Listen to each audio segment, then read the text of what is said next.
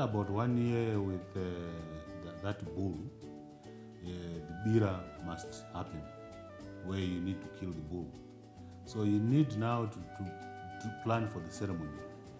One of the things that must be done is to take rapoko or sorghum, which will be used for making the beer for the ceremony. You take it again to the chukua and you talk to the ancestors that you are going to have the bira, we are dedicating this for the ceremony. Then you take the bags of rapoko or sorghum to the river and you soak them underwater for several days until they sprout. Then you take them, you dry them, and then you start to prepare for the beer.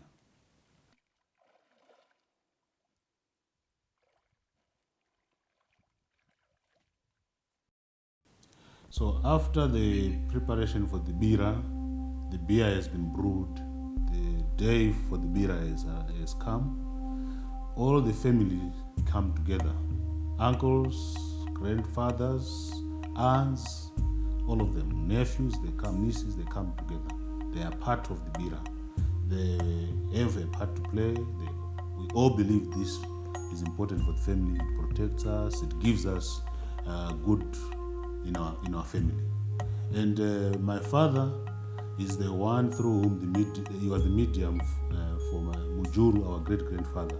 He will manifest through my father. And during the bira, we are playing all sorts of music instruments, but our main one, which is associated with our family, is the mbira. Some call it African piano, and most of us in our family, we play that, particularly the boys. So then the spirit would manifest through my father, and when the spirit manifests through my father, you would see that it's no longer my father whom we are dealing with.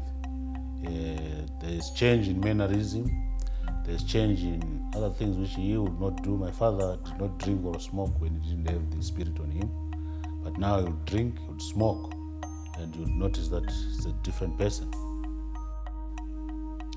My father was not a sangoma, because there's a difference between a sangoma and a spirit medium. A spirit medium, like my father was, is through whom an ancestor manifests, and the ancestor may not be doing sangoma activities. And my father, for him to have Mujuru manifest through him, was because my father got sick for some time, and our family could not figure what was the problem. Go to sangomas to ask, go to doctors, and could not get what is the problem.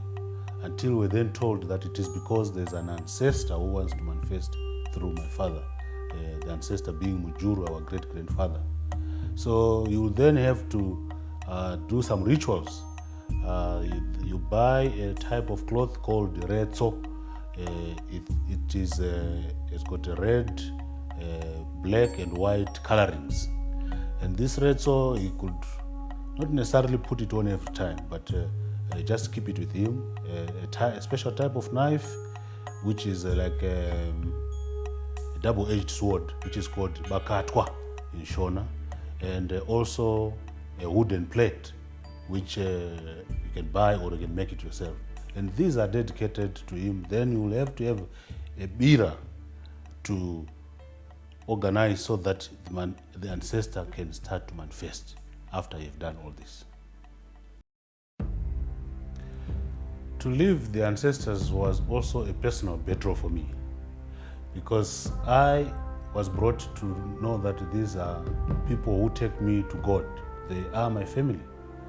So as I took my walk in the Lord and I started to realize who the ancestors are, that is the day I decided, because I realized from the teachings and from the Word of God that the ancestors whom we were worshipping are not my ancestors.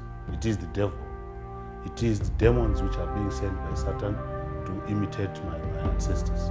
And the day I realized that it's not them, it is Satan, that is the day I decided that I'm done, I'm not going to follow Satan anymore.